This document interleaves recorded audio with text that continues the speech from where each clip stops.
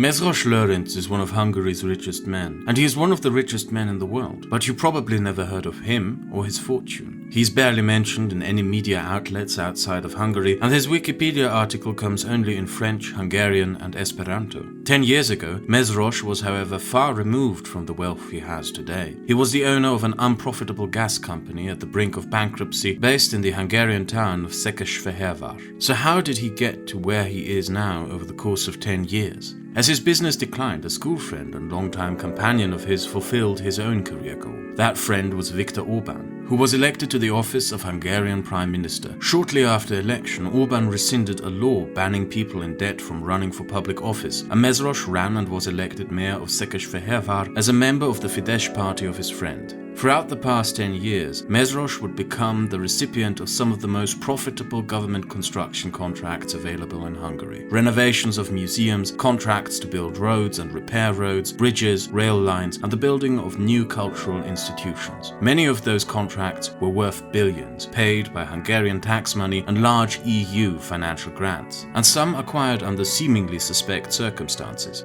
Meggyőződésem, hogy ennek a munkának a legnagyobb nyertesei a két ország határán lévő települések és az ott élő emberek lesznek. A contract to build a bridge crossing the river Danube in Komarom received an offer from a cheaper Slovakian company which passed all requirements set for construction, but when the contract was to be handed out, the company suddenly didn't receive the contract. Instead, it was given to Mezros at a higher price. Mezros invested the fortune that he made through these public contracts in buying various Hungarian businesses, from real estate to banks, power plants, vineyards, media companies, and tax-exempt football clubs. He is one of the most powerful men in today's Hungary, and he's also a symbol of something, a deeply flawed government with a deeply flawed prime minister of which much is not known to the outside world.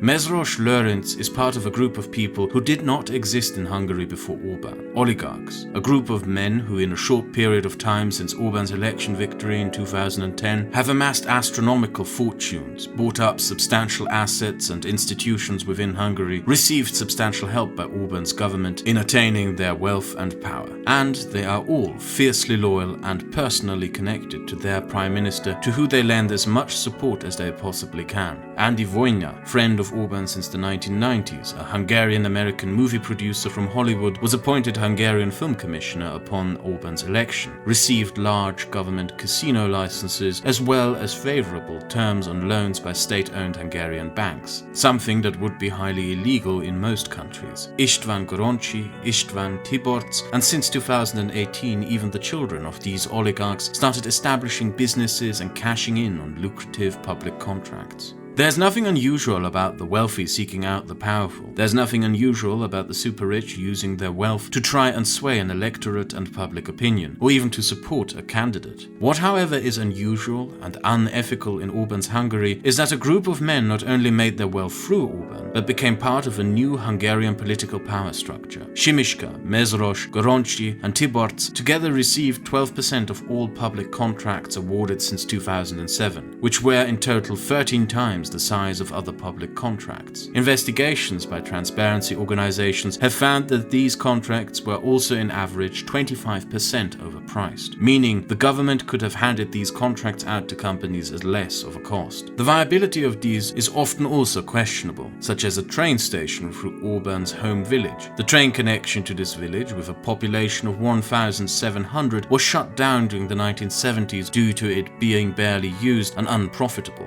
A public contract was still dished out to Mezros to build a barely used train station. Much of the money spent on these public contracts is also not Hungarian tax money, but EU grants. Within the European Union, member states with above-average poverty rates are entitled to EU cash grants made possible through the tax revenue of wealthier EU members. These financial grants are meant to be invested in infrastructure projects and other projects by their governments that would lead to investment, economic growth, and the consequent decline in poverty. In Hungary, however, these funds are often used differently, such as in public contracts to build a train station that is barely ever used by anyone. But the contract to build it, paid out with the EU money, is valuable and can bring substantial wealth to whoever receives it. The system established under Orban's rule is in essence a political financial favors system that subsidizes government-loyal billionaires. Using EU money and public contracts, Orban built a class of rich oligarchs amongst his friends who use their profits in media and other investments that promote Orban's Fidesz party and at the same time keep themselves filthy rich. What brought Viktor Orban into power was a wave of protests that started in 2006. Riding the waves of public outrage and populism, Viktor Orban was elected into office in 2010. However, instead of tackling the problems deep-seated within the Hungarian state apparatus and society, Orban instrumentalized these issues to serve himself, his government, and close friends. All the while, the overall state of the Hungarian society has not improved. 40% of the Hungarian population lives under the poverty line. Half of these live in extreme poverty. That's more than a third of the population of a country in poverty. An estimated 44% of the population is unable to purchase basic goods. The European average is 19%. Real estate prices have risen by 31%, making an own home unaffordable for the majority of the population. Hungary has the highest child mortality rate in Europe, as well as the lowest average life expectancy, both of which are the result of a dysfunctional and underfunded public healthcare system that has been increasingly failing and falling apart since Orban took office. Corruption is increasing as Hungary falls further and further in the International Corruption Index, to the point that it is now the third most corrupt European country, just behind Greece and Bulgaria. Hungary under Orban almost seems to have entered a race to the bottom of the worst in everything on the European continent, and if developments continue, it is due to overtake countries such as Romania in poverty and Bulgaria in corruption within the next few years. Orban's measures and policies have mainly benefited his rich friends, such as in 2018 when introducing a labor law that made it viable for companies to demand up to 400 overtime hours from employees a year without compensation, part of measures introduced by Orban that increasingly cut down on labor rights throughout the country. The measures taken to balance the books and edge the increasingly desolate situation away from total collapse also come in form of burdens on ordinary working people, such as Orban's internet tax from 2014, in which he proposed to tax the online activities of Hungarians. The proposal sparked mass protests that led to the proposal being withdrawn, but became a sort of symbol of how Orban runs the country. However, Hungary's biggest disaster under Orban's government is one that you don't directly see in Hungary itself. You can, however, if you live abroad. If you live in Germany, Google your local doctors and check their last names. You will notice a substantial amount of Hungarian doctors. Over the past years, with a consistent underfunding of the Hungarian health system, a substantial number of Hungarian doctors simply left their country and emigrated to Germany with its better employment conditions and pay for medical personnel. This compounded the increasingly desolate state of the Hungarian healthcare system. In 2017, the Hungarian Medical Association announced that healthcare in Hungary is conducted on a level so bad as during the Second World War. The entire system itself is by now on the brink of collapse due to chronic underfunding and a nationwide exodus of doctors. And it is also a symbol of a larger problem, one of the worst problems a country can have. Hungary is bleeding its single most valuable resource: its people. Since Orban took power in 2010, an estimated 600,000 Hungarians left their country. 80% are under 40 years old. Most head for Germany, the United Kingdom, and Austria. 32% of all emigrants are academics. That's 14% more than the Hungarian population average. And 40% of emigrants are craftsmen, engineers, and technicians. An entire generation of young and qualified Hungarians have been leaving the country on a scale not seen since the 1915-6 Hungarian refugee crisis, and the impact this has on Hungarian society and the Hungarian economy is undeniable.